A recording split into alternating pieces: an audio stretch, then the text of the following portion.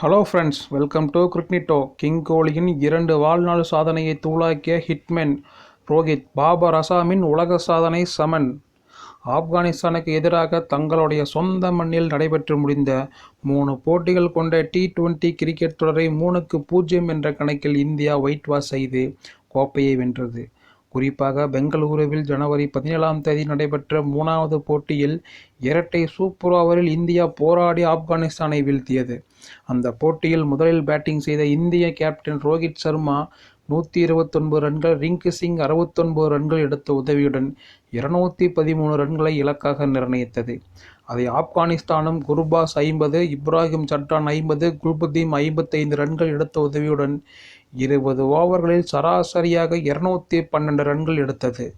அதனால் சமனில் முடிந்த போட்டியின் வெற்றியாளரை தீர்மானிக்க நடந்த சூப்பர் ஓவர் மீண்டும் டையில் முடிந்தது.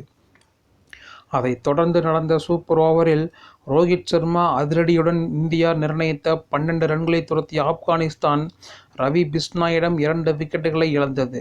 அந்த வகையில் கோப்பையை வென்ற இந்தியாவின் த்ரில் வெற்றிக்கு சதமடித்து முக்கிய பங்காற்றிய கேப்டன் ரோஹித் சர்மா ஆட்டநாயகன் விருதை வென்றார். முன்னதாக இந்த போட்டியில் அடித்த 129 ரன்களையும் சேர்த்து இந்தியாவின் கேப்டனாக ரோஹித் சர்மா இதுவரை 1578 ரன்களை வைத்துள்ளார். இதன் வாயிலாக சர்வதேச T20 கிரிக்கெட்டில் அதிக ரன்கள் குவித்த இந்திய கேப்டன் என்ற விராட் கோலியின் வாழ்நாள் சாதனையை உடைத்துள்ள அவர் புதிய சாதனை படைத்துள்ளார்.